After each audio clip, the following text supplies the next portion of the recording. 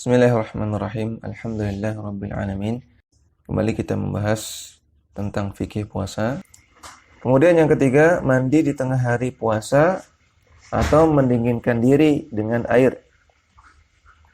Ini juga bukan perkara yang membatalkan puasa karena bukan minum, ya, tidak semakna dengan minum. Juga tidak ada dalil yang menunjukkan perbuatan ini pembatal puasa. Sebagian orang mengatakan kalau mandi keramas di siang hari bulan puasa maka nanti airnya masuk ke pori-pori kepala. Maka kita katakan sama saja kalau kita cuci tangan. Tangan bukankah ada pori-porinya juga? Kaki bukankah ada pori-porinya juga? Atau kalau kita mandi nggak keramas, bukankah di badan juga ada pori-porinya juga? Maka ini alasannya aneh. Kemudian yang kedua, andaikan air masuk ke pori-pori, maka itu tidak sama dengan minum. Tidak semakna dengan minum. Karena yang terlarang adalah minum dan makan, dan yang semakna dengannya. Andaikan benar air masuk ke pori-pori, maka tidak semakna dengan minum. Dan juga terdapat riwayat dari para sahabat bahwasanya mereka melakukan hal tersebut. Dan juga bahkan terdapat hadis dari Rasulullah SAW beliau lakukan tersebut. Sebagaimana Al-Imam Al-Bukhari dalam Sahih Bukhari beliau membuat bab ightisalus shaim, bab mandinya orang yang puasa. Menunjukkan bahwasanya beliau berpendapat mandinya orang yang berpuasa enggak masalah. Dan juga terdapat riwayat dari sahabat yaitu Ibnu Umar radhiyallahu taala anhuma, wa balla Ibnu Umar radhiyallahu anhuma thawban fa alqahu alaihi wa huwa shaimun. Ibnu Umar membasahi bajunya dengan air, kemudian beliau memakainya dalam keadaan berpuasa supaya dingin, supaya adem. Demikian juga dari seorang tabi'in Asy-Sya'bi. Dakhala Asy-Sya'bi al-hammama wa huwa sha'im. Sya'bi masuk ke dalam hammam, ke dalam kamar mandi untuk mandi dalam keadaan berpuasa.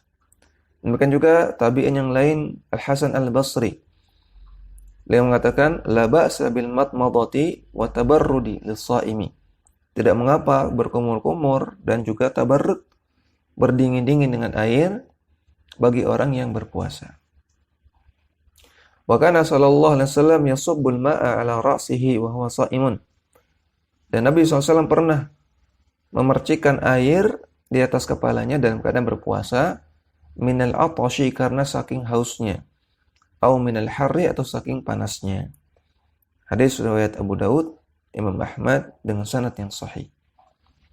Maka berdingin-dingin dengan air, tentunya selama tidak terminum airnya, ya, tidak mengapa, bukan pembatal puasa. Kemudian yang keempat, mencicipi makanan ketika ada kebutuhan, selama tidak masuk ke kerongkongan. Ini bukan pembatal puasa, karena yang membatalkan puasa adalah makan kalau masuk ke kerongkongan.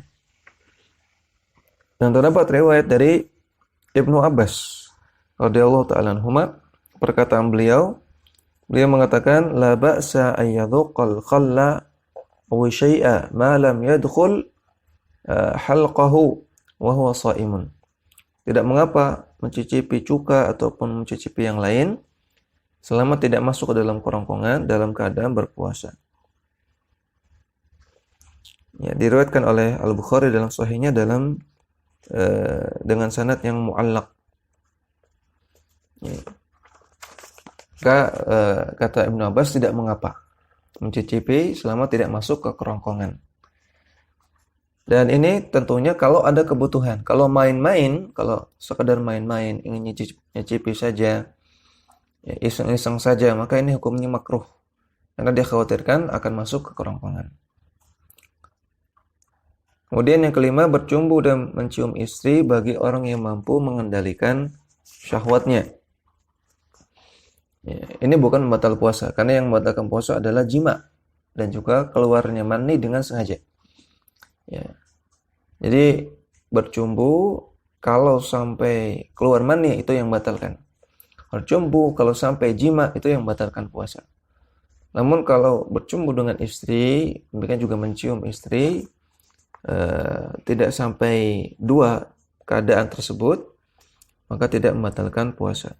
Sebagaimana hadis dari Aisyah radhiyallahu taala anha, kana Rasulullah sallallahu alaihi wasallam yuqabbilu wa huwa sha'imun wa yubashiru wa huwa sha'imun walakinnahu kana amlakakum li'irbihi. Dahulu Rasulullah SAW pernah maksudnya mencium istrinya dalam keadaan berpuasa, dan wa yubashiru, dan pernah bercumbu dengan istrinya dalam keadaan berpuasa. Namun kata Aisyah, beliau adalah orang yang paling bisa menguasai syahwatnya. Hadis sahih riwayat Bukhari Muslim. Maka Nabi SAW pernah melakukan hal tersebut dalam keadaan berpuasa, menunjukkan ini tidak membatalkan puasa. Dakwah semampumu.